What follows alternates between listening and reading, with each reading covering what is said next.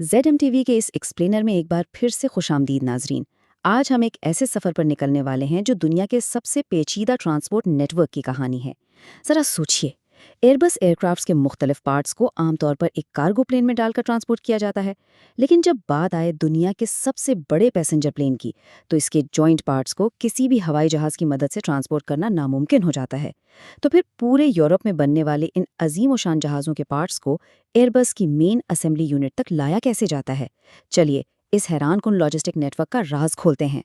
तीन। जी हाँ, रोजाना 3 नए जहाज। एयरबस, जो कि एक मशहूर यूरोपियन एयरक्राफ्ट मैन्युफैक्चरिंग कंपनी है, इसे दुनिया भर की एयरलाइंस की डिमांड पूरी करने के लिए सालाना 1000 जहाज यानी कमोबेश रोजाना 3 नए जहाज तैयार करने पड़ते हैं। ये वाकई एक नाकाबिले यकीन चैलेंज है। अब आप सोच रहे होंगे कि रोजाना 3 जहाज कैसे बन सकते हैं, खास तौर पर तब जब इनके पार्ट्स किसी एक फैक्ट्री में बनते ही ना हो। दरअसल ये कई दहाइयों की लॉजिस्टिक्स की ज़बरदस्त प्लानिंग का नतीजा है। एयरबस के जहाज़ किसी एक जगह मुकम्मल नहीं होते। इनकी 11 प्रोडक्शन साइट्स पूरे यूरोप के मुख्तलिफ मुल्कों में फैली हुई हैं। मिसाल के तौर पर जर्मनी के शहर हैम्बर्ग में टेल सेक्शंस बनते हैं, फ्रांस में सेंट्रल और नोज सेक्शंस, इंग्लैंड में विंग्स और स्पेन में भी टेल बनने की फैक्ट्री मौजूद है। इन तमाम अलग-अलग मुल्कों से फुटबॉल फील्ड जितने बड़े पार्ट्स को एक जगह यानी फ्रांस के शहर टूलूज़ तक लाया जाता है, जहां उनकी आखिरी असेंबली होती है। शुरुआत में जब जहाज़ों की डिमांड कम थी, तो इन पार्ट्स को लाने के लिए आम ट्रक्स और शिप्स का इस्तेमाल होता था। अब जाहिर है ये एक बहुत स्लो प्रोसेस था और पार्ट्स की डिलीवरी में महीनों लग जाते थे। लेकिन जैसे जैसे डिमांड बढ़ी, महीनों का ये इंतज़ार कंपनी की ग्रोथ में एक बहुत बड़ी रुकावट बन गया। जाहिर है, अगर आपको रोज़ाना 3 जहाज़ तैयार करने हों, तो आप महीनों तक सामान का इंतज़ार तो नहीं कर सकते ना। उन्हें हर हाल में एक बहुत ही तेज़ रफ्तार हल चाहिए था। और फिर 1994 में एंट्री होती है हमारे पहले हीरो की, बेलूगा। एयरबस ने आर्कटिक ओशन की बेलूगा नामी व्हेल की जसामत से इंस्पायर होकर एक ऐसा अनोखा कार्गो प्लेन बनाया जिसका मकसद ही सिर्फ दूसरे जहाज़ों के भारी पार्ट्स को ट्रांसपोर्ट करना था। इसने ट्रांसपोर्ट का पूरा तरीका ही बदल कर रख दिया। अब जरा इस बिलो का जहाज के साइज का अंदाजा लगाइए। ये 56 मीटर लंबा और 17 मीटर ऊंचा है, यानी एक ओलंपिक स्विमिंग पूल की फुल लेंथ से भी लंबा, और एक 7 मंजिला इमारत जितना ऊंचा। अगर इसके अंदर कार्गो स्पेस की बात करें, तो इसके अंदर 182 सुजुकी ऑल्टो गाड़ियां आसानी फिट आ सकती हैं। है ना हैरान अंगेज? इस जहाज का लोडिंग सिस्टम भी बिल्कुल अनोखा है। बेलुगा के सामने का हिस्सा यानी नोज सेक्शन किसी गाड़ी के बॉनेट की तरह ऊपर की तरफ खुल जाता है।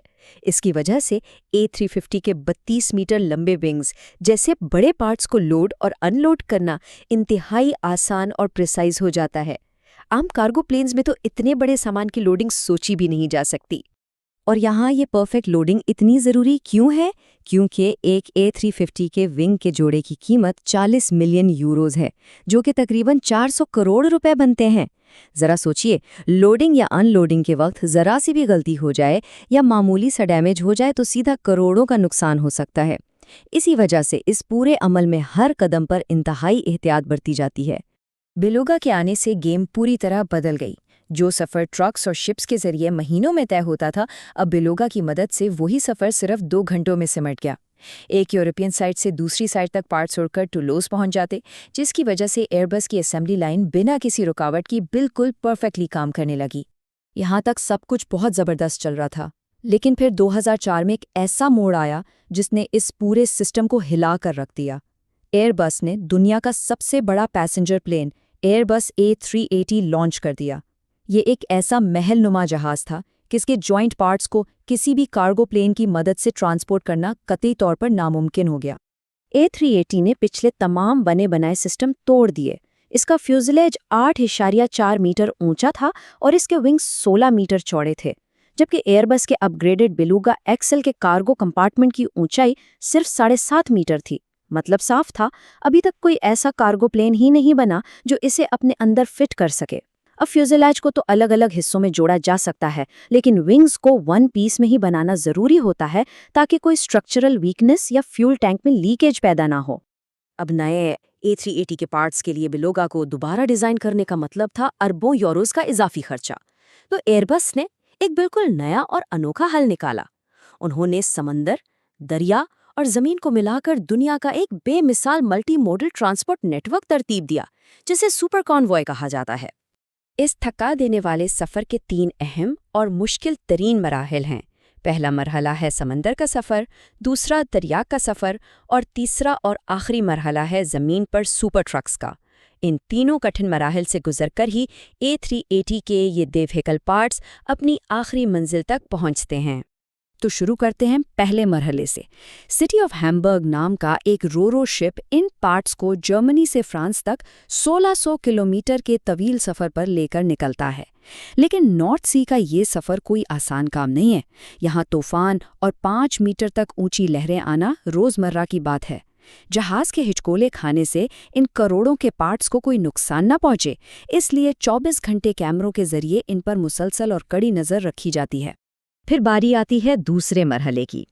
फ्रांस पहुंचकर इन पार्ट्स को स्पेशल बार्जेस पर लोड किया जाता है, जो दरियाए गेरून के रास्ते बॉर्डो शहर की तरफ जाते हैं।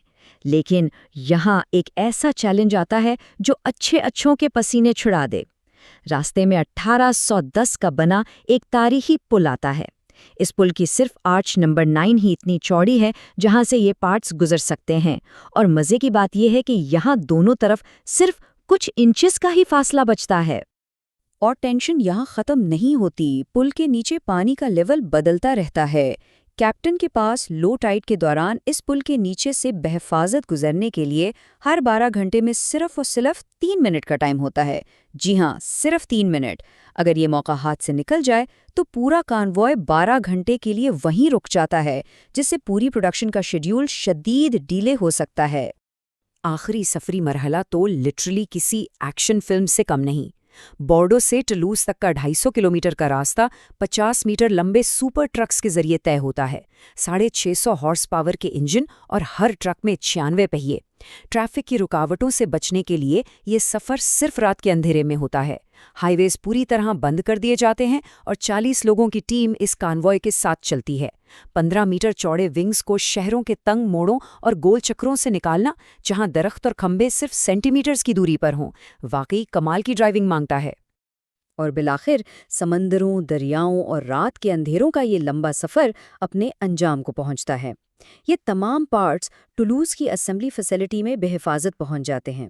यहाँ हाईटेक सिस्टम्स की मदद से दुनिया भर का सफ़र करने वाले इन बड़े पार्ट्स को आपस में जोड़ा जाता है। इस पूरे अमल यानी पार्ट्स बनने से लेकर आखिरी असेंबली तक कमोबेश 9 महीने का वक्त लग जाता है। अब आप असेंबली के इस काम का अंदाज़ा इस बात से लगाएं कि इस जहाज़ के सिर्फ फ्यूज़ेलाज को आपस में जोड़ने के लिए 19,000 से ज़्यादा रिवेट्स का इस्तेमाल होता है, और विंग्स को जोड़ने के लिए मज़ीद हज़ारों अलग से लगती हैं। इतने बड़े स्ट्रक्चर को इस बारीकी से जोड़ना वाकई इंसान की लाजवाब इंजीनियरिंग का शाहकार है। और जब ये 850 मुसाफिरों की गुंजाइश वाला जहाज़ उड़ान भरता है, तो क्या आप इसका वज़न गैस कर सकते हैं? टेक ऑफ के वक्त A380 का वज़न 5,75,000 किलोग्राम होता है। इसे यूं समझें जैसे 300 बड़ी SUV गाड़ियां आपस में मिलाकर हवा में उड़ रही हों। इंसान की बनाई हुई इतनी भारी चीज़ का हवा में यूं एतमाद से उड़ना सच में एक मौजज़ा लगता है। जाहिर है, इतना बड़ा और लग्जरी जहाज़ हर एयरलाइन अफोर्ड नहीं कर सकती। इस एक जहाज़ की कीमत 445 मिलियन यूरोस है। यानी इस कीमत में आप बोइंग 737 जैसे 5 जहाज़ आसानी खरीद सकते हैं। इसीलिए हैरानकुन तौर पर इसके 50% यूनिट्स तो अकेले एमिरेट्स एयरलाइंस ने खरीद रखे हैं। ये वाकई एक्सक्लूसिविटी की एक अलग ही सतह है।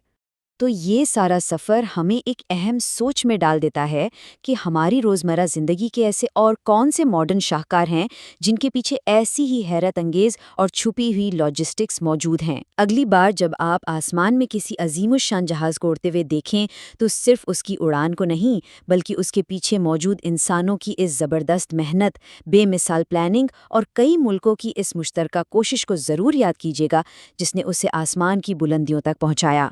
ZM TV के इस एक्सप्लेनर में हमारे साथ शामिल होने का बेहद शुक्रिया।